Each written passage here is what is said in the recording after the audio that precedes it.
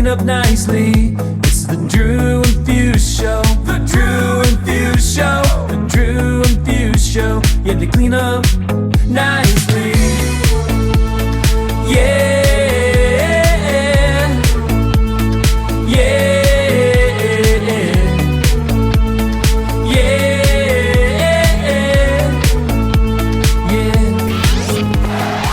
Hey.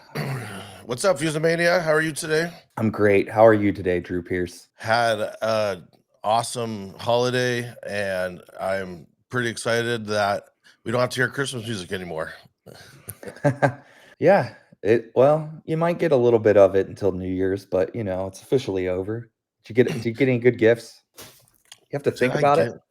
No. So the answer is no. I don't know if this is good or not. My dad is king of giving really bad gifts, but he got me an RF reader so that if I go into a hotel room, I can see if there's any hidden cameras. Oh, dang. Yeah. Is that something you got to be worried about these days? I think he's worried about it. I don't know that I'm worried about it. That's an interesting gift. I kind of like it. I mean, you travel a lot, so I think you should bust it out and use it just for the sake. Just to see if there's any hidden cameras, call some people out, check the vents. Yeah. Speaking of traveling, I do have a really funny story I wanted to share with you. So I just got back from Nashville. I did a corporate party out there, and there may have been a lot of drinking before I got on the plane. Or I just didn't go to sleep, let's be honest. And I went to get on the plane, and I had got bumped up to first class, and I'm dry mouth and I'm just dying, and I'm apparently sawing logs heavy up in first class, and no. I get woken up by this guy, just shakes me. Are you alive? Are you alive? And I jump up, and it's fucking Theo Vaughn standing over me, yelling at me, bro, you're snoring so loud in you're waking the whole plane. And I hadn't gone to sleep. And so I'm just like in a daze going, what the fuck is happening? Where am I? And proceeded to attempt to stay awake the whole rest of the flight. So I didn't wake up Theo Vaughn, who then put his headphones on and was just like, and his hoodie, and was just hiding out. So if you guys hear any comedy bits about that, that was definitely me.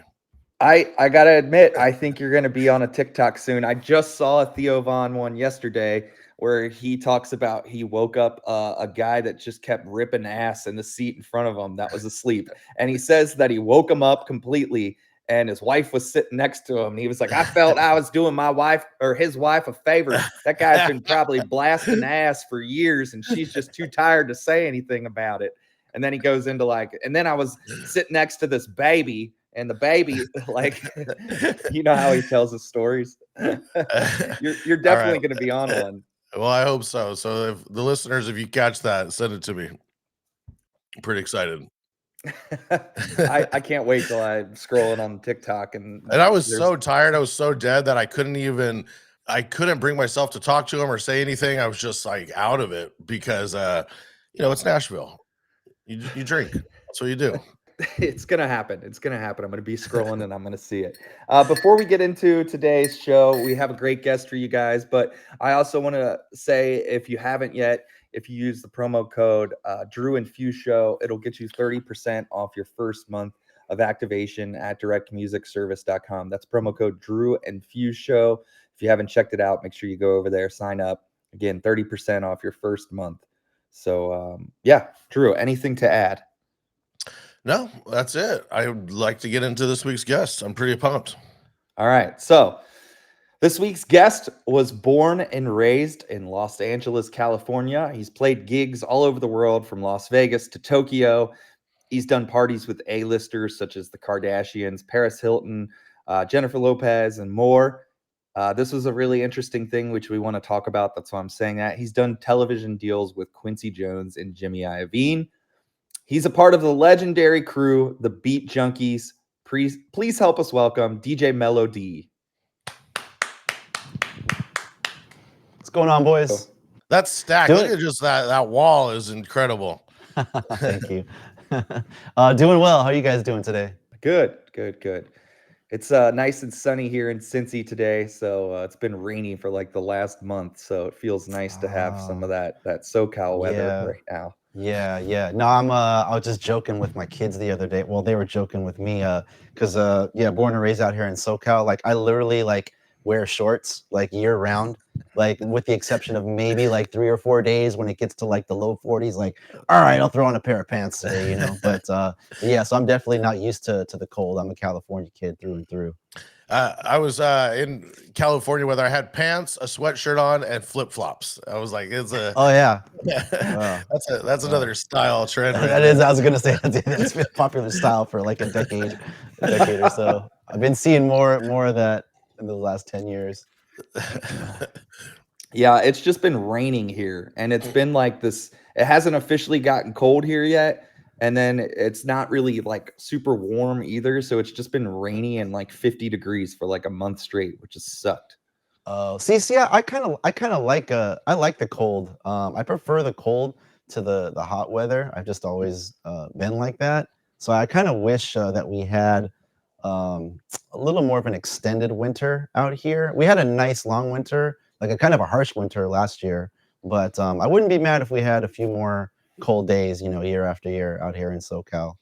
So Yeah. that's Yeah, just a personal preference. But when you say cold, Fuse, what do you like? Your cold is like what, 20s? Like I know it gets brick out there, right? Like yeah, 30s and yeah. It'll get down like that's. I just wish it would make up its mind for me. I'm like, if it's gonna be hot, I just want it to be hot enough to where I can wear my shorts and t-shirt and be right, good. But like, right. yeah, once it gets cold, I just want it to be cold too because the in Yeah, between is what sucks. Like during the day, it'll get up to like 50, but then closer at night, it'll be like 38. So right now, and that's what yeah. sucks. But Yeah, 38. That's definitely where I throw a pair of pants on. 38 for sure. I remember I did this gig. This is probably 2009 or 10 or 11 in Grand Prairie, which is the northwest tip of Canada. And I had been told that it was going to be cold, so I brought my my jacket and had like a pair of long johns and stuff. So I get off the plane, and as we're deplaning, the captain says it's a nice 9 degrees outside. I'm like, oh my God, 9 degrees. What's this gonna feel like? And mind you, I'm covered up. I came correct. I was ready. Yeah. And I was free. I was like, dude, this is cold. Like I was cold. I had like 4 layers on, plus a jacket. And the guy that picks me up, the promoter, this dude is wearing like a polo button shirt, shorts, and sandals. And I'm like, yo, you're not cold. He's like, cold? He's like, nah, when it gets to like minus 19, minus 20, that's where it gets fun. I'm like, wow. So yeah, a shout out to that guy. He was like half man, half polar bear. I don't know what was going on. Yeah, that was cold. that's so Half a funny. polar bear. You want to start out with some music questions? Yeah, we can get rolling with some music. We got this great video. I think you'll love it / find it horrifying. We're gonna play it real quick, and here we go. Hey, this is the king of pop, Michael Jackson. Drew and Fuse, let's talk questions. In fact, let's do some rapid fire. Now, I know these rapid fires aren't always so rapid fire, and that is okay by me. I got nothing but time. Now, let's look at the man in the mirror and get started.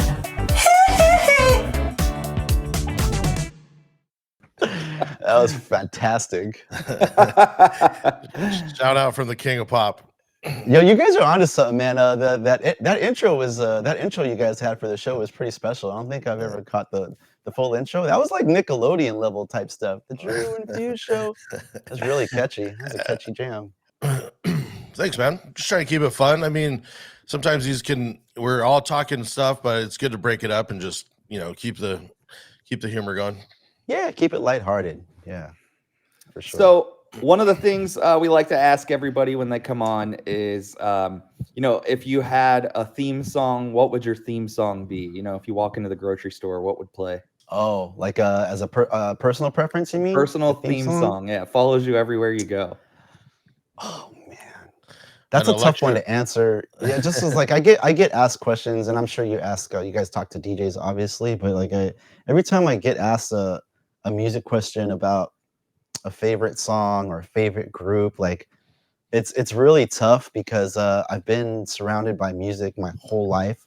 So I would say to answer your question, that theme song pretty much changes day to day depending on what's going on in my life, and what kind of mood I'm in, or what kind of music I feel like listening to. So it could be anything from kind of like a fun, lighthearted, 80s kind of inspired song like your guys's theme song. It could be like something a little more melodic or darker, like classic like alternative or new wave.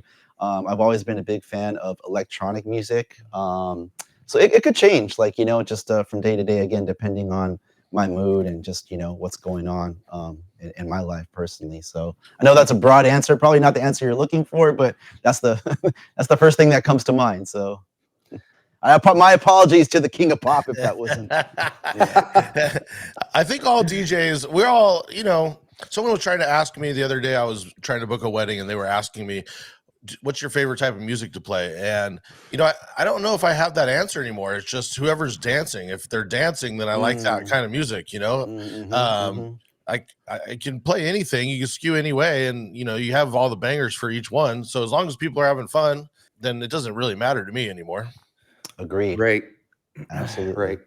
Yeah. And then they go, well, what do you like to listen to when you're in the car? And then I'm like, well, actually, it's either nothing or nothing that I'm going to DJ. So the answer still doesn't help you. Yeah. My wife and I, we celebrated our 16-year wedding anniversary earlier in December. And so we actually took like a 3-day getaway. We drove out to Vegas. We went and saw Depeche Mode at the T-Mobile Center. But we drove out there, just her and I, and the whole way out there, we were just listening to jazz music, which is like, something that I like. I don't have a huge jazz collection, but I think she was pretty surprised. But yeah, that was kind of like a rare listen for me. It just felt like you're taking a nice, like, easy cruise, like down the highway, as jazz just felt right. But yeah, no, it's kind of to your point, Drew, just like, whatever you're kind of in the mood for. And like you said, Fuse, that changes for me sometimes too. Like I'll jump in the car with like my wife and kids and Daddy, can we have some music? And like they know, because like I spend so much time in the studio, like as I'm sure you guys do, like listening to music, preparing music, recording music, ripping vinyl, digging for music, that sometimes my ears are just burnt and I don't want to listen to anything. Like, so, and then a lot of times when I do, if it's not music, it's a podcast, I'll just throw on a podcast, anything and everything, just to, again, just give my ears a rest from the drums and musicality and everything. So right. Yeah. So the other question we like to ask, which this will probably be hard and we'll just get it out of the way, is if you had to name a top 5 most played tracks of all time that you've personally DJ'd or played out, what would they be? Oh, for a live audience, you mean? Yeah. Like if you had to pick 5 songs that you play the most or have played the most. Oh my God. We're putting them on the spot for some of these. Right. That's another tough one to answer too, because I've done like so many different styles of gigs. So like I cut my teeth on like house parties in like the 80s, late 80s and early 90s. So back then the sound was like freestyle out here on the West Coast, and in Southern California, it was freestyle, alternative, hip hop, a little bit of pop. So God, so many. So I guess the first one that would come to mind would be like a Nocera, Summertime was a big record out here. Stevie B, like that kind of music. And then in the 90s, when I started like competing and I connected with my crew, the Beat Junkies, that was kind of like, I call it the second wave of hip hop. People call it like the golden era, 90s hip hop, boom bap. But that was a huge sound out here. There was a legendary record store, Fat Beats, that opened in, I think it was 95 or 96. But this is kind of like the era where you saw the rise of independent hip hop. So record labels like Rawkus, Stone's Throw, you know, and a host of other like indie labels that were releasing like all these independent hip hop artists. So that was kind of the music that I was playing out. So, you know, everything from Mos Def to, you know, Gangstar to, you know, Wu-Tang Clan. These are the kind of records that the parties that I was doing, like me and my crew were doing like in the 90s. That was kind of like the popular sound for the gigs that we were doing back then. And then fast forward to, and all the while, like from like 95 to like 2007, I was doing radio out here in Los Angeles. So I always kind of had like my hands kind of dipped in that world too, where I was playing like the hits. But again, like back then, you're talking about Notorious B.I.G., Tupac, Aaliyah, SWV, you know, so hip hop and R&B. And then I was also like, you know, like I said, kind of like I had that other creative like independent hip hop going on.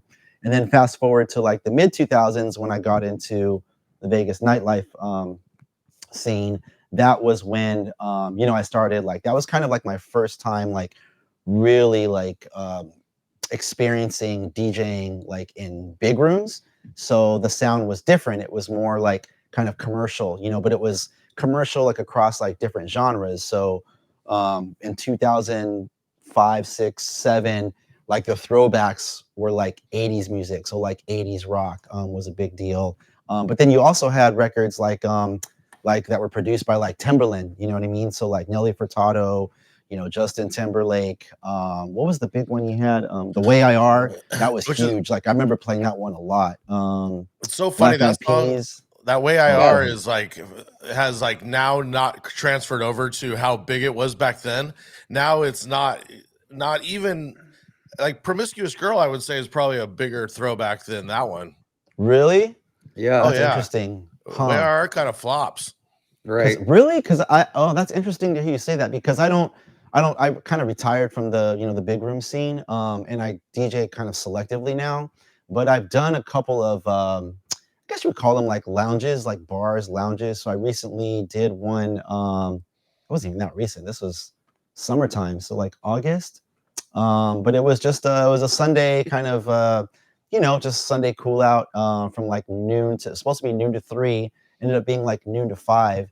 And it was real cool. It was just basically like a group of like grown folks, like, you know, 35 plus, coming in on Sunday, watching football, having some cocktails, appetizers, perfectly content to just chill at the bar with their friends or parties. And I was just playing background music, which I love because, you know, it really like opens up the range, like for you as a DJ. No dance floor pressure. So I was just playing like basically stuff I wanted to hear, right? And, you know, people were enjoying it. And then out of nowhere, like literally as I'm about to wrap it up, unbeknownst to me, I guess there's this thing. This is down in the Long Beach area. So there's this thing called the Long Beach Party Bus that basically, I guess you buy a ticket for this party bus and it basically takes you bar hopping to like 3 or 4 different spots. So out of nowhere, like 50 people walk in, like just loud, just like cheering, making noise. I'm like, what is this? They immediately come and just kind of create this dance floor, like in front of the DJ booth where I'm DJing. And they start dancing to whatever I was playing. I don't even remember what it was. And I'm like, all right, let's go there for like, you know, 20, 30 minutes and just see what happens, right? This will be fun. So one of the records I played was Way I Are, and they went nuts. I was like, it still works. And it's funny because when I got to that pocket, because that's like what, like 114, 115 BPM. Yeah. I typed in Timberland. I was like, oh, let's play a couple Timberland joints, right? And like, obviously everything comes up. Promiscuous Girl came up, right? They were like right next to each other, I want to say. And I literally like took like 4 or 5 seconds to like decide. I was like, nah, Way I Are, I'm doing that one. And I did that one and it went off. So it's interesting to hear you say that. So I'll have to remember that Promiscuous Girl next time. That was a banger too, though. That was a huge record. Oh yeah. Yeah, I remember. Yeah. And Sexy Back was huge too. And that's hit or miss. That's hit or miss. I mean, that was the one. Really? Wouldn't you say, Fuse? Pretty hit or miss? Yeah. I feel like more often than not, if I see that song, I'm like, nah. Yeah. That was right when I started in Vegas. That's what, like 2006 or 7? Yeah. It's yep, right there. That was that sound. Oh, that sound was just so cool though at the time too. Like I just remember hearing Timbaland. You could tell, like you didn't even have to know Timbaland was on it, but you could be like, oh, that's a Timbaland beat. Like, you would just know. 100%. Yeah, for sure. I mean, his drums too, like his programming, like, yeah, the instruments, all of his sounds that he used, like, yeah, there was no mistaking it was a Timberland track. Yeah, for sure. For sure. That's interesting. So those are kind of stale now, huh? Promiscuous Girl, I play all the time. Yeah, I that feel one like, works for some reason more than the other two. and I But feel like it's the more corny record of like of them, you know. And I think, but I also feel like, and we talk about this a lot. Like what used to be like cool, like in the bars and clubs, it's not like that's all out the window. And now like it's cool to be uncool, you know, where it's like, Right.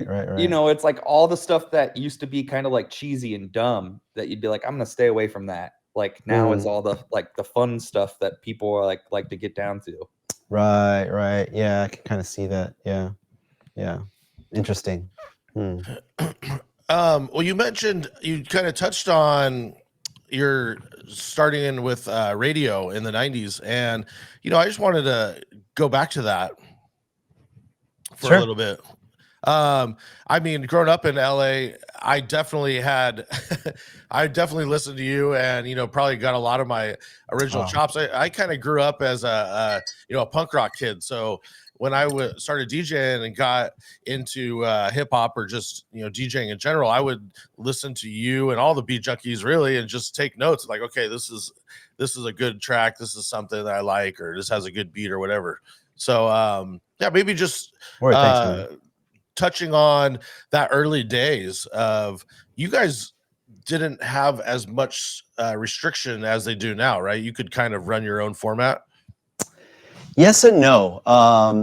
So obviously there was always a format. And again, I had prior to 1995, I had zero radio experience. And again, I'm coming up in a world where, like I said, this is where from 93 to like 98, this is like me and the Beat Junkies, we had our heads down in competitive DJing, right? So we're competing in like the DMCs and ITF contests, all like all of the kind of, I guess, more world-renowned competitions for DJs.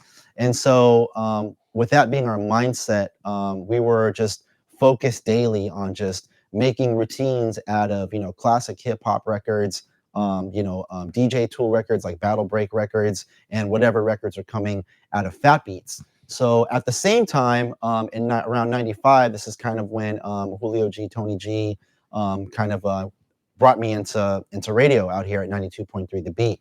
So my first thought, and again, this is obviously pre-Serato. Again, this is playing records, right? This is no digital, no iPods, none of that existed. And so really all any of us had as our resources to listen to music was our personal record collection of records, tapes, CDs, and the radio, right? And so my first thought was when I was hired as an official mix show DJ on the radio, I was super excited, like over the moon. I just felt like I finally made it. It was something I could share with my folks, and that's another story. But I felt like this is something where I could show my parents, like, wow, I actually got like a real job. I can like earn money and kind of provide for myself, like as a DJ, right? This is like I tell people, like, that's the year I really consider that the year that I became a professional DJ, because I was earning a living as a DJ. So my first thought was, cool, I can like do all like my illest routines. I can play all these records on Fat Beats. I'm on the radio. I can't wait. Let's go. Right. And so I walk into the radio station, and my first night, I want to say my first song might have been like Far Side Passing Me By, right? Which is, big record, LA hip hop, obviously a classic, right? But again, this is a record now that's like probably 4 years old at the time. I think that came out around 92. And this is like 96, right? I'm on the radio. And so I do my mix, and I couldn't even tell you. I think another record that I might have played might have been De La Soul, Plug Tune In. And I think my set was about 26 minutes, 28 minutes, right? And so I do my first set. And right away, like my program director, she comes in and she's like, hey, Melo, great mix. She's like, when you have a second, come into the office, right? So basically, long story short, she quickly kind of had to like reel me back in. And that's when she kind of like started to school me about radio programming. She's like, that's great. She's like, those are great records, you know, like I understand. She's like, I know Beat Junkies, but it's like also you have to consider that, you know, you have 1 million plus people listening to you, you know, you're on a major radio. So I'm like, oh, okay. So true story, for probably the first 2.5, maybe 3 months, because I did this, I tried to pull a fast one a couple more times where I would sneak in probably a couple more records than I was probably supposed to. So it got to a point where she was like, okay, she's like, we're going to have to work together here. This was basically her getting frustrated with me. And so I would have to basically write down like all the songs I was going to play in my mix, like the 10, 11, or 12 records, and hand it to her before I would go on the air so she could look at it, right? She was super cool though. Shout out to Mariama Snyder. She was the best. She was trying to work with me and she understood kind of where I was coming from. She knew that I was a little green coming in, you know what I mean? But she knew that the kind of the caliber of DJ that I was, right? So she just kind of had to kind of like mold me into, you know, a radio DJ.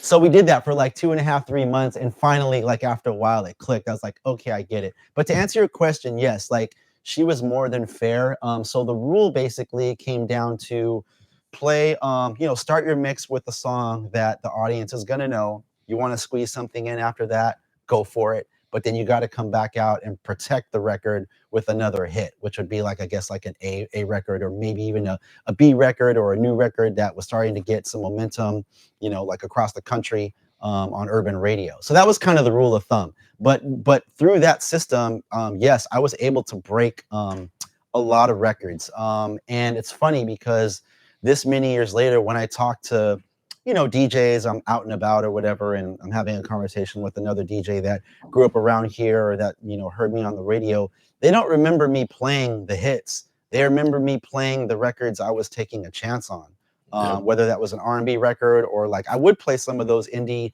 hip hop records from Fat Beats. I would play Mos Def. If Farside had a new record, if I got a white label from another record like Grand Poobah record, I would play it. You know what I mean? But again, I would always kind of be mindful of that kind of rule of thumb, which is to kind of like sandwich the records or protect the records. So a hit record, then, you know what I mean, maybe like a record that I liked, and then, you know, one for them and then one for me. So that was kind of the rule of thumb. But yeah, that was kind of I was very fortunate to be a part of the radio industry, because I feel like that format, we might not ever see it again as far as like, you know, radio format. The radio DJs that I know that still work on radio, when I talk to them, it's just it's changed so much. And I feel like, for lack of a better term, radio DJs, at least out here in LA, they're super handcuffed. They don't really have that kind of flexibility or freedom to go out and even try and break records, or, you know, maybe like you know, kind of flex their particular preference, or like, you know, be tastemakers, if you will, when it comes to like DJing and mixing. So I was listening to I was watching you on Twitch during the pandemic, and one of the stories you told was about Cody Chestnut bringing in the seed to the and yeah, I have it right here. I was like, I always loved that record, and when you told the story, I was like kind of blown away. It was just like such a dope story. Yeah, I have it. Listen, I can hear you guys, so I'm sure. A little show and tell here. It's the holidays. Why not? Hold on, it's over here. Yeah, so he went by Cody Chestnut, and it's crazy because this guy, Julio, he used to do that. Like if him having kind of a big voice in the 90s, you know, a lot of record labels, a lot of artists, and myself too, not so much me, more so Julio, because he was the on-air personality. He really had a lot more airtime than I. I had like a 1 hour slot, and he had the other 3, right? And so anyhow, this artist, Cody Chestnut, comes to the station, and people used to do this all the time. They would come and bring us records, or if we were on the air, they would just leave them outside the studio with a note or a CD or whatever, or they would drop them off at Mariama's office, the program director, you know, and she would walk them into us. And so this guy was just relentless, man. Like he would come up, he left the records, and then like if he didn't hear his record on the air the next day, he would come back, you know what I mean, knocking again. So finally he catches us, he waits downstairs in the parking lot after the show, comes up, introduces himself. He's like, "Hey, what's up? I'm Cody." So finally, we hadn't listened to the music. So finally Julio's like, yeah, man, what's up, man? Good to meet you. And so I'll never forget, we sit in Julio's truck and Cody brings us a CD and we listen to the whole EP and we're like, yo, this is pretty dope, man. Like there's a couple of bangers on here. And so the very next night we started playing it. And so this is the test pressing, but this is the original copy. So if you guys, all you listeners out there, it's this later became in the Seed, which is probably the biggest record off of this EP. He I don't know the story behind it, but he collaborated with The Roots, and that's the version that that we all celebrate today. Is the Seed 2.0? 2.0? Yeah. And on here it's called The Seed Rock and Roll. So yeah, that's why all the 2.0. So that's kind of like the revised version, like with the Roots. So, but yeah, this is the joint right here, and I still have it. But there was a couple other really dope songs on this EP. So I'm glad I kept it. But yeah, no, I'll never forget that. And then he would actually come up and just hang out with us like for like a month straight. He would come every night and just he would sit in the parking lot, just listen to the show, and we would link up with him downstairs afterwards, and we would kick it. A couple times he would step out, but shout out to Cody, man. He was always a cool brother, man, for sure. You found that record pretty quick. How do you keep your vinyl organized back there in any specific way? Oh yeah, so it's all I know you guys can't see the whole wall, but so I have it organized by genre, and then it's all alphabetized by artist, by last name. So this is up here is kind of like 80s and a little bit of 80s and 90s R&B all the way down, and then down here off camera I have two shelves of like reggae and dub dance hall, and then from here these three columns are all 80s and 90s hip hop, and then I have two more columns over there that I don't think you guys can see that are like kind of like 80s funk, 70s soul, R&B, and then I have like, I don't know, probably a dozen crates or so, dozen or 14 crates of 45s, also alphabetized by genre. I'm sorry, alphabetized by artist, last name, organized by genre. And then on this table, my DJ table, all the way around, it's a 12-foot table. I have more records. So yeah, but it took me probably a good 2.5 months just to like, put my library together. And I have two other storages out here in Southern California with just more records and just stuff and like, just, promotional things I used to get from like my radio days and, just product and just stuff. But yeah, these are kind of the records. I'd say like in this room, this is probably just under half of my collection, maybe around 40% of my collection. And mind you, I've thinned it out a few times, like over the years. This is this house that we live in now. We moved in September of 2019, so just over 4 years ago. But prior to that, I had probably gotten rid of like 11 or 12 crates of just things that I, just old, like just promos, like stuff that never made it, that I was just holding on to, and just like gave them away and traded them in at Amoeba for store credit and stuff. But yeah, this took me a lot of time to organize because I would have to make multiple trips of storage. You can only fit so many crates of records in a car, and then I would bring them back here and then organize and then, go make another run, bring back another 9-10 crates and then have to, organize and separate those. Right. But I'm glad I did it because now I know where everything is. Like, if I think of a song or if, I'm streaming and someone asks about a record, like, oh yeah, I have that. It's right over here. So yeah, you found that other one so fast. I was impressed. It was impressive. Now, thanks. Serato, within like Serato, do you have any tips or anything that you do to organize music? On the last episode, we talked to Kevin, and he had a couple interesting ways that he tagged music to kind of get to things quickly. I was just curious if you had any tips like that as well. Yeah, the only thing I really do, it's funny, it's ironic. I'm actually way more organized with my vinyl than I am Serato. But I think the one thing that's kind of been one of my go-tos over the years is I'll just I'll type something in the comments. So that way, like if like something that I do like once or twice a year, like say like Halloween, right? Like every year, like I love Halloween. I've always loved Halloween. It's always been fun for me. So with live streaming, like I like to do a Halloween stream, but I like to get like really dark and spooky, right? So like I'll get like I have like, you know, some horror movie soundtracks and, you know, just kind of like eclectic stuff that I like to break out on Halloween. So when I record them digitally or whatever, I'll just type Halloween or dark. It'll be, what is it? I think it's Halloween/dark, like in the comments. So that when like Halloween comes around, or if I want to do a set like that, I just type that, you know, in the search, and then all that stuff comes up. But that's probably the only thing. I never got into mixed in key, or I don't think I tag my records or my files, excuse me, any other way. Yeah, it's pretty much out of memory, but that's probably the only really thing I do. I don't think that's anything special or unique. I feel like that's pretty common, you know, amongst DJs, but that's pretty much the only thing that I do in Serato.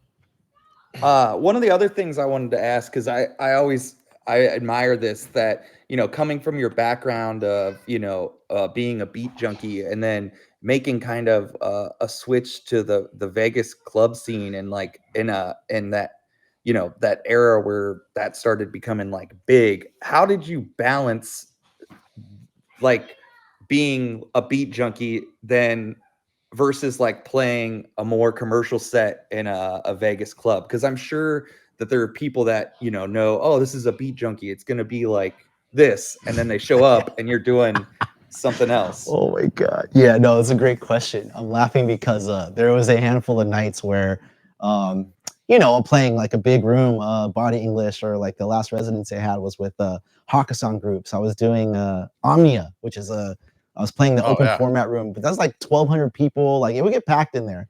But not every night or every weekend, but every now and again, there'd be literally out of the 1,200 people, there'd be one guy that would come up to the booth, and he'd be there early. He'd be like first one there. Like I hadn't even started my set yet. Like I'm just, you know, hanging out. He'd come up to me, introduce himself, and I could tell by the way he's talking to me, like, okay, this guy knows me from the battle days, right? Be like, okay, cool.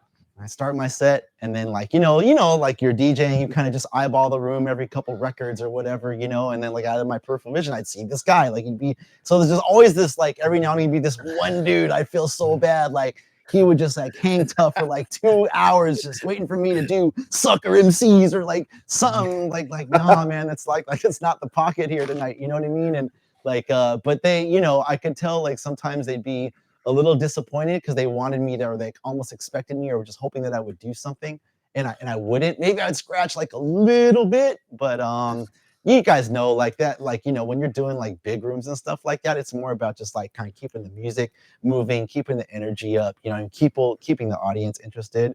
But yeah, every now and again I would get people like that. But to answer the first part of your question, yeah, that was a big there was a big learning curve for me. Because again, coming from, you know, the competition world, doing radio, and then now I had done clubs and done gigs, but again, like the kind of gigs that I was doing, there was nothing like it. Playing for like 800 plus people, you know what I mean? And then the format was different for me too. So again, that kind of took me a while to get comfortable. Obviously, I had to kind of like brush up on my music. I would go out a lot. I would listen to other DJs. My first Vegas residency at Body English, I would come in on the off nights. I would listen to, you know, AM. I would listen to Vice. I would listen to Five. You know what I mean? And kind of like, oh, okay. Like I kind of see like you got to keep it like really commercial, but you can also like, you know, you can go off on these tangents. You can play like other things, like, you know what I mean, and get creative with it and bring in these other records, you know what I mean, to kind of like surprise or wow your audience. And then, you know, kind of reel it back in. So I kind of like, you know, just kind of learn the ropes that way. And then my approach, I feel like, became taking all the technical ability, like all of my technical study, and then like kind of applying that to said format, right? To like kind of like that open format. So I know AM was really like, he obviously was kind of pioneered like that mashup style. And my style was like taking like this little sampler, right? That I don't know if you guys can see it, but this is a Roland 303. And this is something that we used to use, the Beat Junkies back in the day, where we would have like, you know, before there was a sampler in the mixer, but we would have like our DJ name, sound effects. So I was the first guy to bring this out to Vegas, like to kind of add some fluff, you know what I mean? Some more flavor to the live mix. So that was one thing that I did. There was another piece of gear that Pioneer made called the Pioneer Effects 500, which was basically, I don't have it in the studio, it's in the other room, but it was basically a box about this big, and it was basically like an echo and delay machine. So I brought that out to Vegas, and I would, you know, I had that, you know, that lived at Body English also. So I would, you know, kind of bring the tools and, you know, that I was using and combine those with kind of, like I said, kind of my technical ability, all the techniques and things that I had studied, that I had learned. And, you know, after I got comfortable with the format, I would kind of like bridge those two worlds together. And I felt like that was kind of what defined me, or defined my sound, should I say, like in the big room. But that took a while. That took probably like a good, probably a year looking back, you know, just to really get comfortable. And yeah, I gotta shout out the family over at Body English, Dig Dug, Andy Hirsch, the whole team out there, for just like, you know what I mean, just kind of like being patient with me, like while I was kind of like learning the ropes and things. But once I got the hang of it, like it was on, you know, and it was a lot of fun. I actually, looking back, I miss it sometimes, you know what I mean. I miss kind of like being in those big rooms, and like, you guys know how it is, like you play a record, or you just, you know, you play something that just really goes off, and you have like the crowd just like, you know what I mean, kind of like in your hands, so to speak, you know what I mean. You can kind of like take them anywhere. Like there's really no feeling like that for a DJ. So so yeah, so I know that was a long-winded answer, but No, it's No, okay. it's what everyone wants to hear. I love it. And the reoccurring thing is, you know, everyone respected you so much from the battle days and all of this stuff, and would just put you on, and then you would have to learn the format. So the music always was just like, oh, he's good enough, it doesn't matter. And then that knowledge of just researching all the music always had to come afterwards. yeah, so it was yeah, no, exactly. And it was the same thing, like you know, going back to what we were talking about with radio. I think the reason that the music director was so patient with me was because she knew that I had the technical ability, right? It was just a matter of just kind of getting comfortable with the format. So again, like she was, you know, willing to work with me. And I feel like same thing in Vegas, you know what I mean? Andy Hirsch and Dig Dug, I had like many like long talks with Dig Dug. And again, I studied, you know, that's always kind of been my approach. And I feel like that comes from my upbringing. Throughout high school, I went to a magnet school, and I took like a lot of like AP classes, you know, and then I went straight from, you know, this high school, Whitney High School in Cerritos, to UC Irvine, you know, graduated. And my approach to DJing, and this didn't dawn on me till years later, I think was really influenced by my my study ethics. You know, I was always like a really big bookworm in high school. If there was like a science test or anything coming up where you had to like memorize like, you know, bull terms and definitions, like I would just read it, reread it, reread it until like, you know, I knew it like the back of my hand. And so same thing with DJing. I feel like that you know, that kind of approach carried over into my DJing. So same thing, like when I started the radio, when I started like big room DJing, I studied the game like as tough as I could, and just tried to soak up every ounce of knowledge and game that I could, so that, because I knew that it was going to better me and improve the way that I sounded to my audience. So, and there wasn't all these pre-made sets or pre-made playlists like Spotify or, you know, we go on nowadays just digging. You have to, the kind of research you're doing is almost, oh, I gotta recognize this record label or this producer, or, you know, it's a way more in-depth version. But that's why I would guess your knowledge on all your records up here is probably like, oh, this guy did this and this guy did this. Like, it's way more vast than anything you're going to grab from a playlist. No, absolutely. And there's so much, I feel like people, you know, I understand, like, you know, records, they take up space. You know, it's older technology, obviously, like they don't always sound great on a big system. You have to make adjustments with the EQs and stuff to get feedback.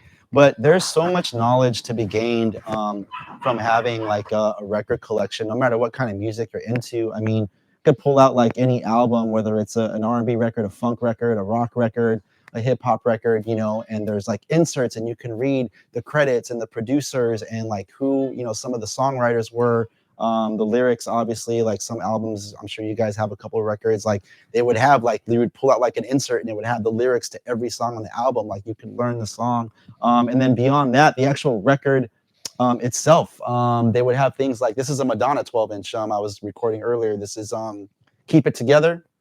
This is a 12-inch, but it's got like a bonus beats. It's got a dub version. The bonus beats, Right.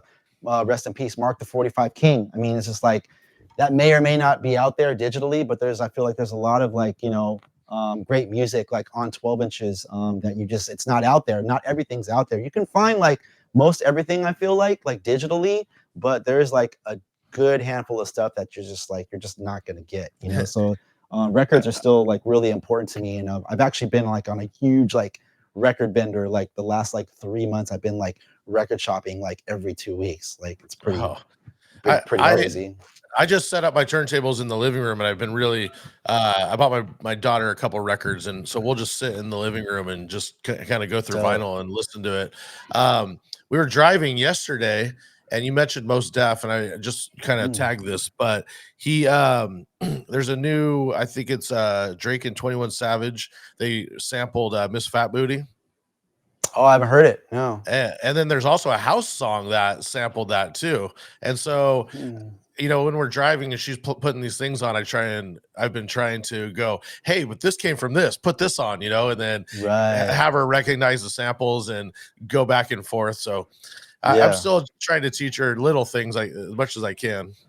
Yeah, that's dope. That's dope. Yeah. And I'll hear stuff from time to time that obviously like, either sampled something from a decade of the past, or you can hear clearly that was inspired by like another record from a different era, which I think is cool. You know what I mean? Because a lot of times it will lead the younger generation, or if there's someone like in their corner that can kind of educate them and say like you know what I mean, like with your daughter, like, hey, by the way, that song that you like is actually like sampled this song from like 97. Right. I was like, hey, put this song on in front of your aunts or your mom and see what they do. And so she made like a little note. So when she's like playing DJ in the car, she's going to throw it on. So kind of cool. Yeah. Teach them. Yeah, no, totally. My son, I have 3 kids. My son, he just celebrated his 14th birthday in November. And one of the things he wanted to do, he's 14 now. So I got him I grew up out here in SoCal. So I was always into going to like Knott's Berry Farm, Six Flags Magic Mountain. I've always been like a huge coaster enthusiast. So I got him into coasters. So for his 14th birthday, he wanted to go out to Valencia, Six Flags Magic Mountain, ride all these, big coasters with his friends. So I was like, all right, I'll take you and the boys out there. So from where we live, it's, traffic, it's about an hour and a half drive, right? So the whole way out there, gave him the aux cord, or he connected his phone to the Bluetooth. And, I'm driving them, you know what I mean? And they're all taking turns picking songs. And the whole way out there, all they were listening to was 80s heavy metal. So like, Guns N' Roses. What else were they listening to? Oh my God, Megadeth. Just all these like 80s like heavy metal bands. And I knew that my son was into heavy metal. And so all of his friends, like they would just take turns calling out songs. So that was the way up there, right? And then, I dropped them off at the park, and I have a couple friends that live in the area. So I dilly-dallied around, Magic Mountain for the day. Park closes, I go back to pick them up. We stop at Panda Express, because they're all hungry, get some food. And now I have to drive all of his buddies back home, right? And they live like pretty far south, like in Orange County. So we were going to be on the road for a while. The whole way back home, it was all West Coast gangster rap and hip hop. And so they took turns, same thing. And then one of his friends, so they were listening to everything from like, Dre and Snoop to NWA, Kendrick Lamar. And then one of his friends was like, hey, Maddox, my son's name is Maddox. Like, hey, Maddox, I got next, throw in some MF Doom. I'm like, what? I was like, Farah, these are 14-year-old kids. I'm like, Farah, you like MF Doom? He's like, yes, sir. I'm like, oh, wow, I'm impressed. So it's kind of cool though, like kind of like to touch on what you're saying, Drew. Like, I feel like kids, the way they discover music now, it's kind of cool that everything's out there, you know what I mean? So they can discover new music, old music, everything in between. It's great. Dude, my kid put on MF Doom the other day too, and I just about lost my show. I was like, where did you find this? You know? Yeah. And so I don't know what's going on. Now I'm curious, like what kind of cultural reference that is from a movie or something, because that's a deep cut. Yeah. I feel like everything too, like with digital technology now, like everything's kind of like one degree of separation away, right? I mean, if you go on YouTube and you type in culture club, you know what I mean, like, and you listen to that song, YouTube, you might also like, so maybe it's Right. something like that, like, so it could be, what I mean, maybe that's how they're discovering music. I don't know. I was pleasantly surprised too, Yeah. you know what I mean, in all these kids, you know what I mean. So I think that's cool though, like that, that there's music out there like that, that's kind of like, paying homage to some classic material from like the 90s or late 80s, early 2000s, whatever it is, and it's leading kids back to kind of that era as well, you know what I mean, because all that stuff is timeless. It still sounds good in 2023.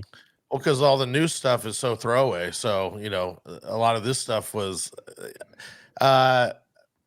just had more legs to grow on and is a little bit more tried and true, tested. Yeah, Going to come absolutely. up. Yeah, and that's kind of, you just touched on something. That's kind of the reason I stopped. I kind of walked away from big room DJing.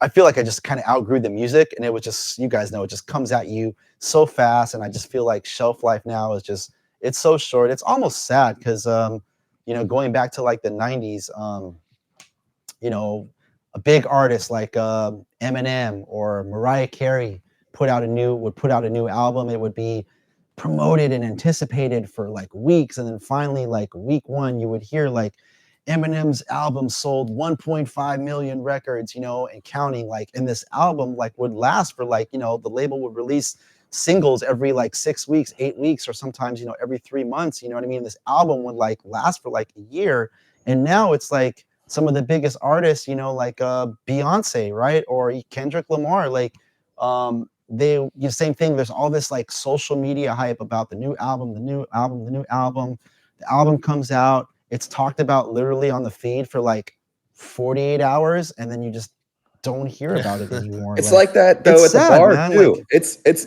like the new Nicki Minaj album that has like all these crazy samples too. Like I played the new one that samples like Cyndi Lauper because I was like, oh, this is all over TikTok. And there's the other one that samples Junior Senior. And like I played them both at this past weekend. And when I played them both, people were like, like, what the fuck is this? Like, wow. And I'm like, this is new. And they're both like iconic samples. And I just feel like nobody cared. Are those popular singles right now? I'm out of it, man. I'm just like, I have no that idea. album just dropped, and like both of those songs are like big on TikTok. Oh, okay, I see. So they should. I felt like with the samples, I was like, oh, these are going to be like cool new songs, but no, not really. But like the new Jack Harlow, I felt like that was like the same way. It was like a big sample and like big on TikTok, and it hits like when you play it out. But like those two didn't hit at all. That's weird. I feel like I've talked to some other DJs too that they still go out and do clubs, and a couple of guys were telling me that they feel like the new music, it takes longer to kind of catch momentum now. It's not like the album comes out and then like literally that week or within a reasonable time frame, like the records are big. Like for whatever reason, I don't know. Maybe you guys can speak on it. Like Drew and I talk about it all the time. We'll be like, we'll play it like the first week it comes out, and we'll be like, oh, it didn't hit, and then you'll see somebody playing it out like 2 months later, and you're like, oh, this hits. I thought it was a flop. Why is that, you guys think? Well, I was gonna say that new Nicki. I was playing the day it came out on a Friday, and a girl came up and she's like, "Hey, can you play the new Nicki album?" I'm going, when did it come out? Today? And I'm like, I don't have it. I didn't download it. Just came out today. Like I wouldn't even expect to play it. It's gonna take some time, but why do you guys think that is? Why do you guys think there's this kind of like delayed fuse? No pun intended.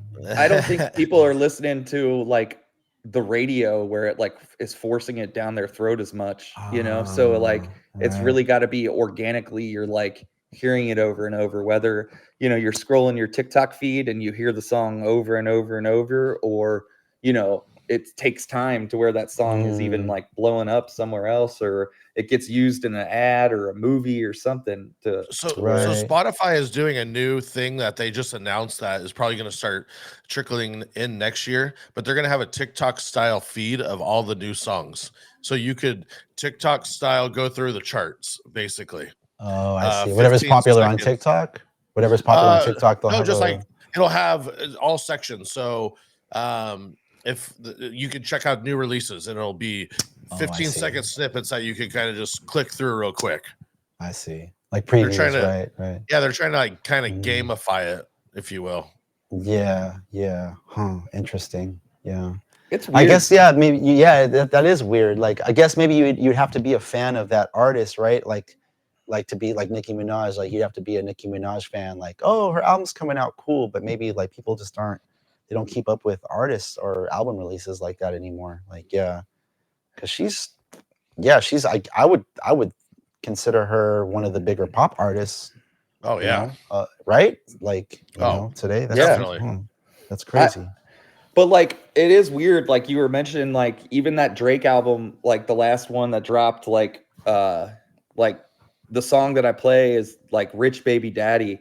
And, you know, if I played that the first week it came out, there was so much hype for that album.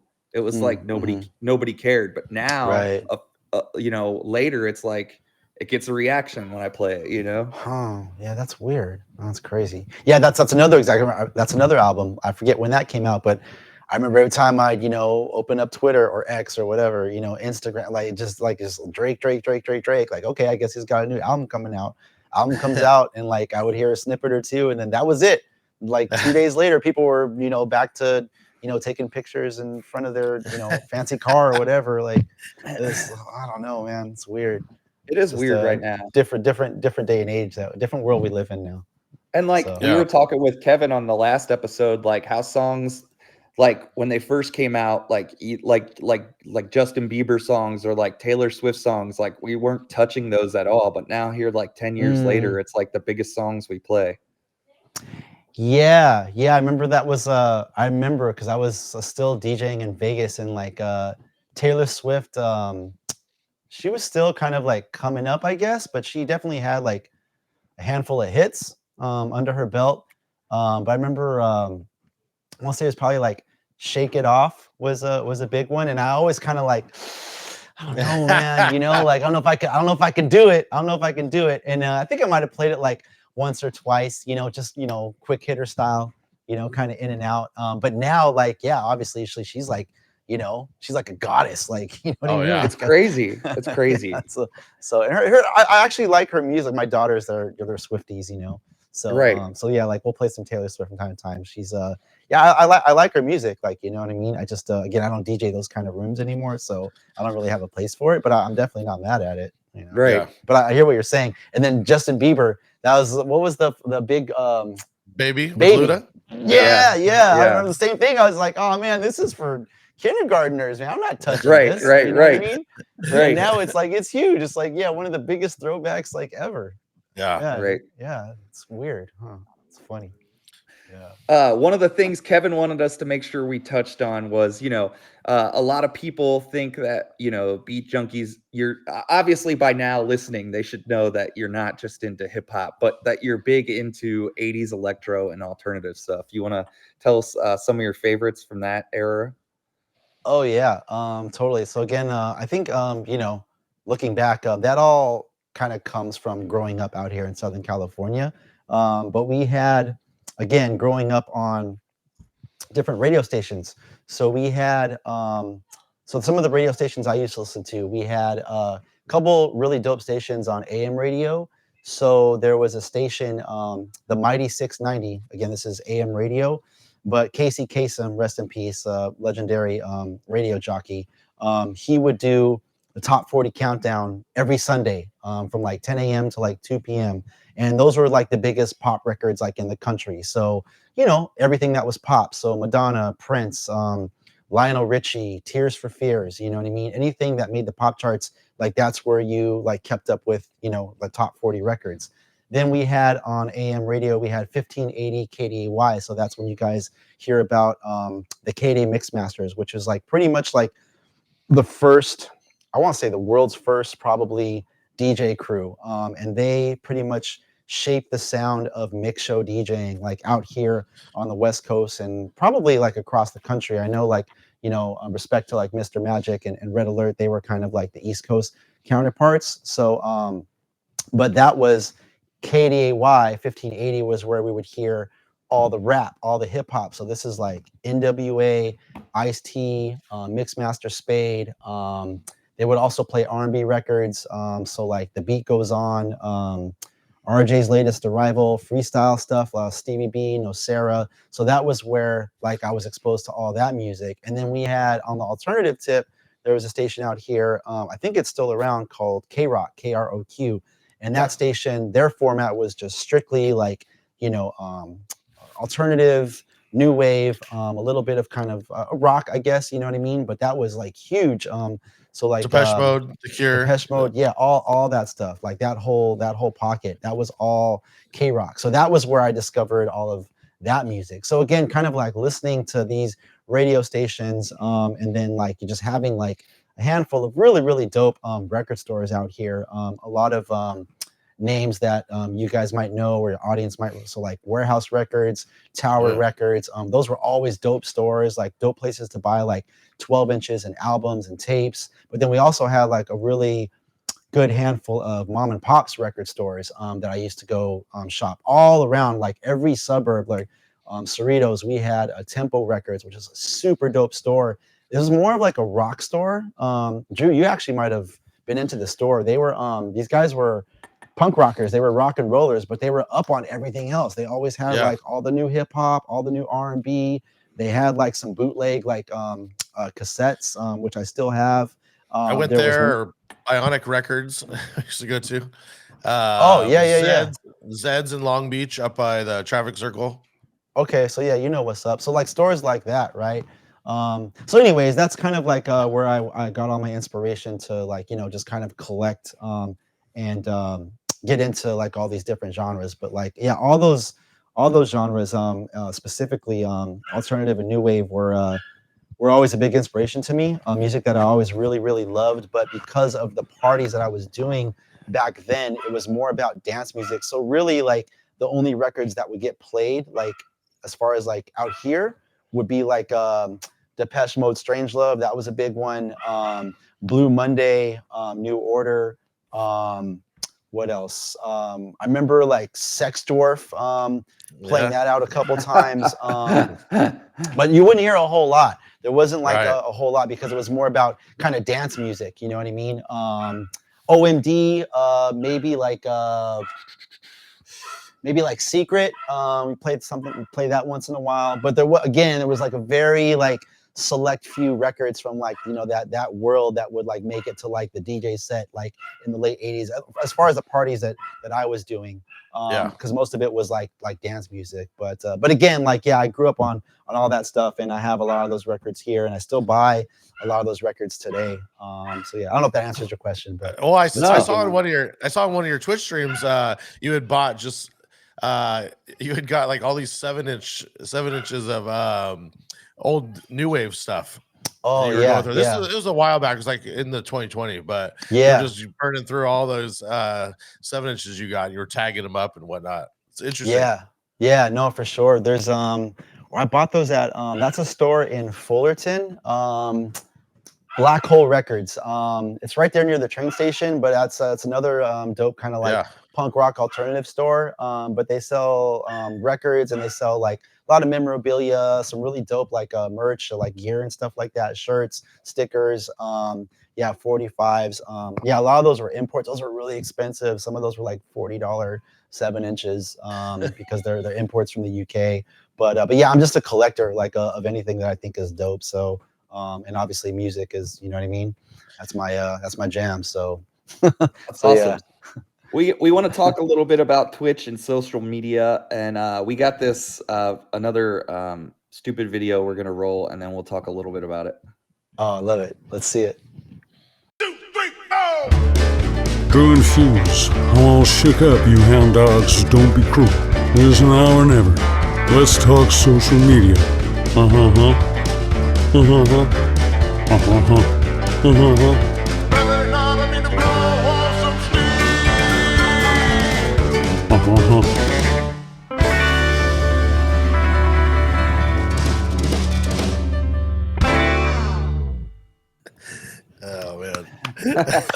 So good, man. The Forrest Gump flip. Oh my god, it's amazing. That's amazing.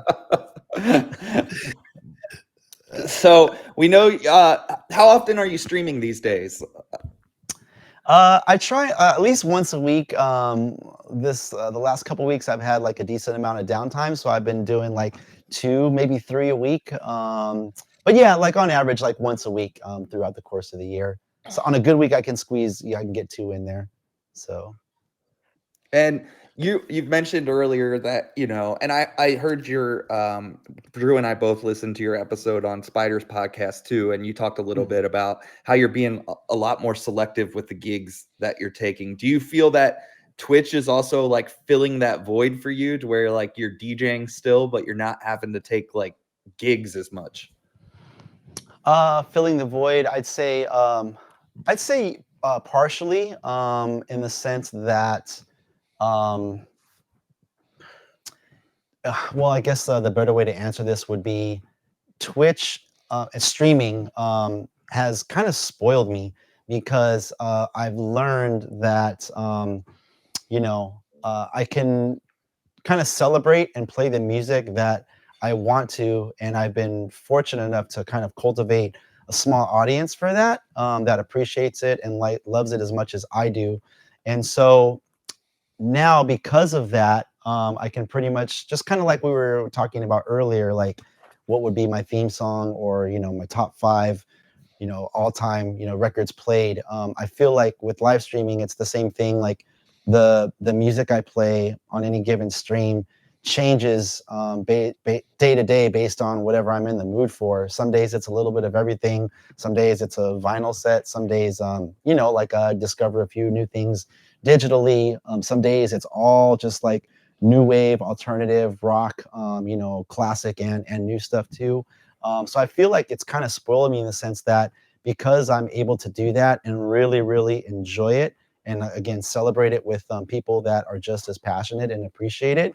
I have so much fun doing that it's hard for me now to go back to like that big room world, or like, play a gig where I know that I'm going to be kind of confined to like this narrow lane of music. But I know that I would have to do that because there's, that's what the room or the audience or, the guests there are going to want to hear. So that's kind of why I'm more selective about like the live events that I do.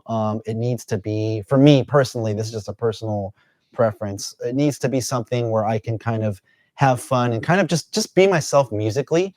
Again, so those gigs, the downside to that is obviously those things don't happen every week or even every month. So, sometimes it's there might be like 2 or 3 months, go by before I do anything live. But the things that I do, I am fortunate enough to step out and do, they're things that I'm passionate about, I'm excited about. And so those are the kind of gigs that I'm doing. So a couple examples. I did a 1-hour set with the comedian Russell Peters. I don't know if you guys are familiar with Russell. Wow. But Right.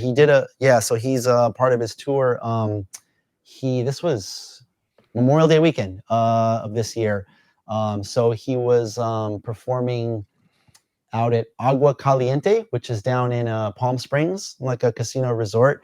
And so they had a theater there. So he called me and he's like, and he's a DJ also. He's, grew up on, music. He's very into it. And so he's really adamant about having that be a part of his whole thing.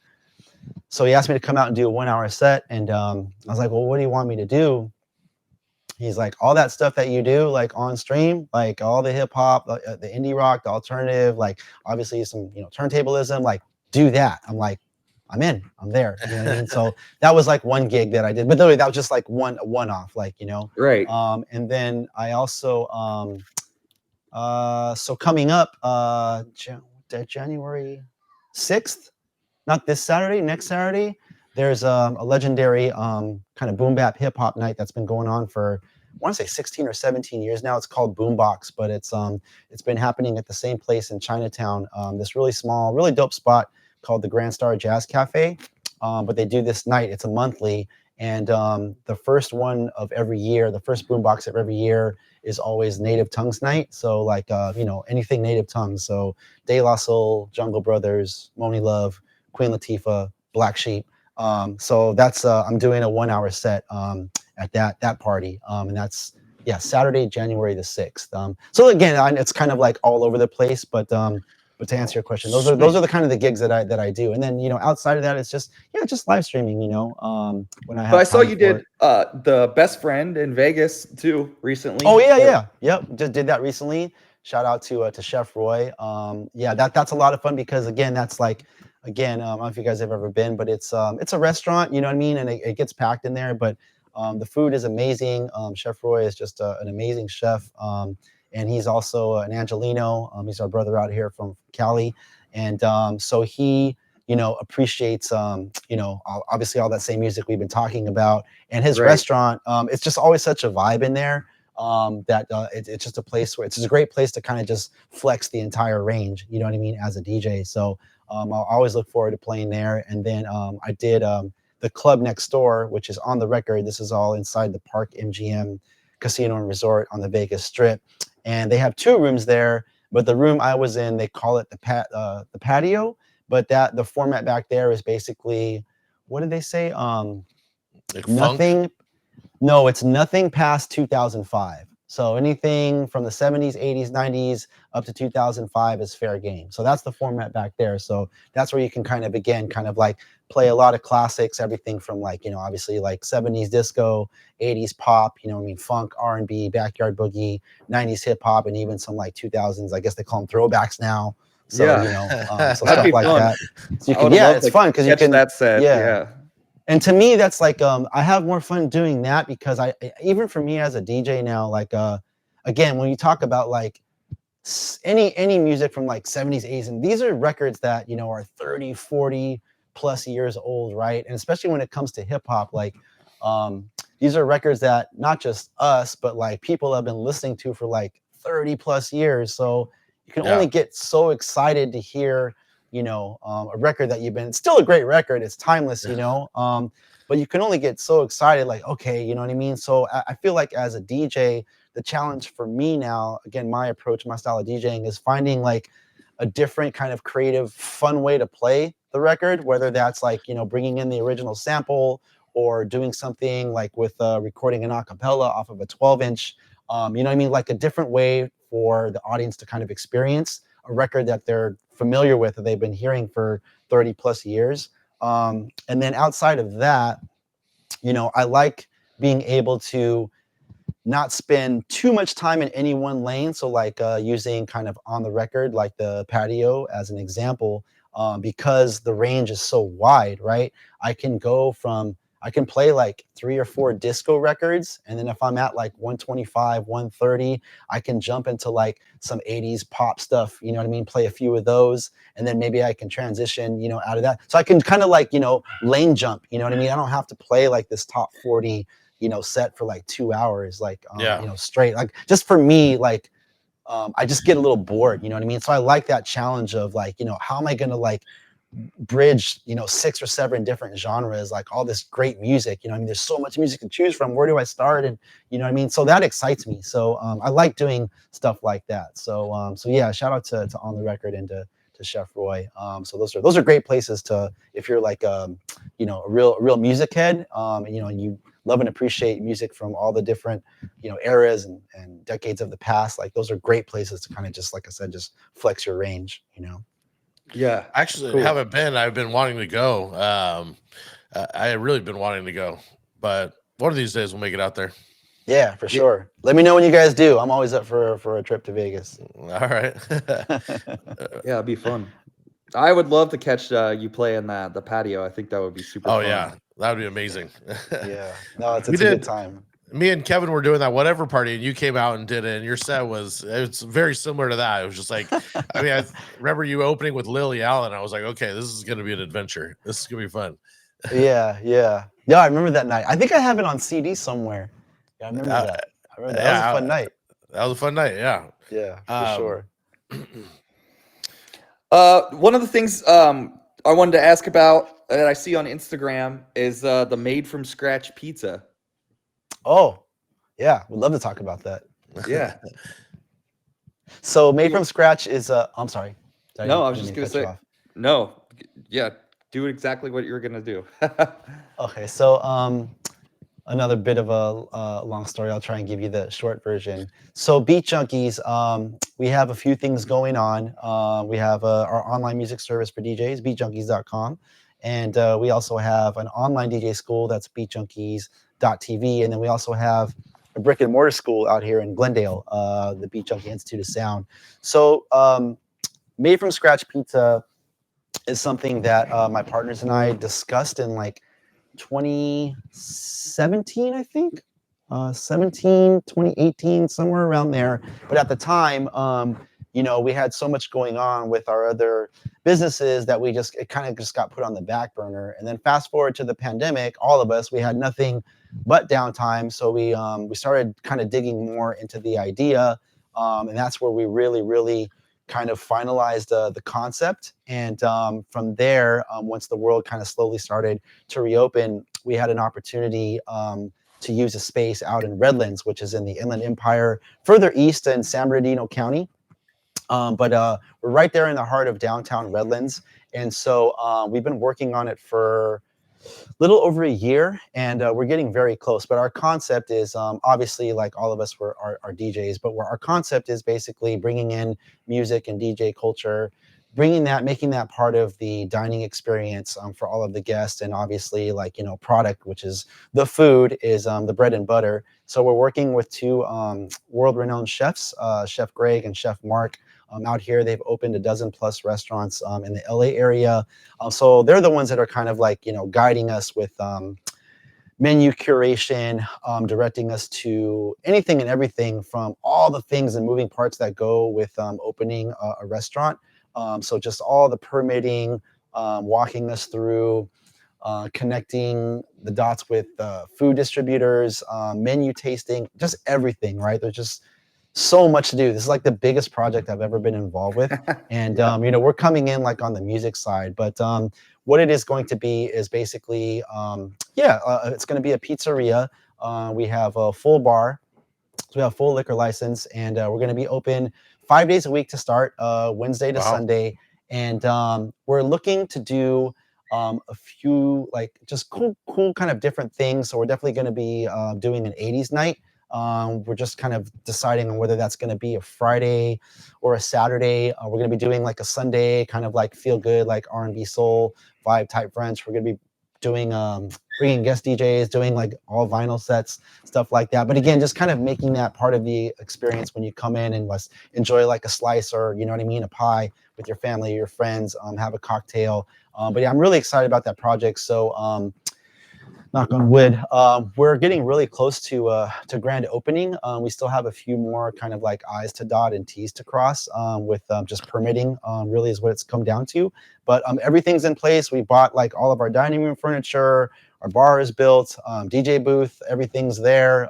It's just these last kind of couple of things with just the city, really, the city of Redlands, before we can open the doors. So we have the NAMM convention coming up. I think that's end of January. So we're looking at probably late February for our official grand opening. But we're planning to probably soft open probably shortly after the NAMM convention. So that top of February. But yeah, made from scratch pizza. If you guys want to check us out, we're on Instagram. Scratch is SKRATCH.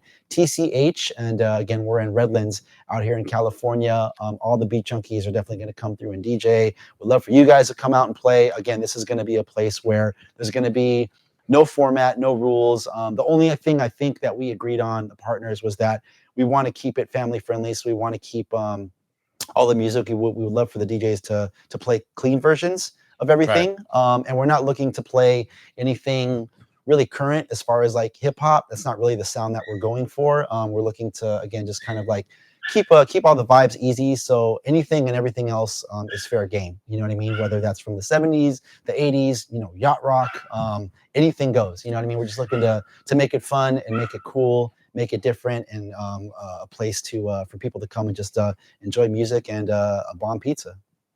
So awesome. it's going to be a rotating lineup of DJs all day.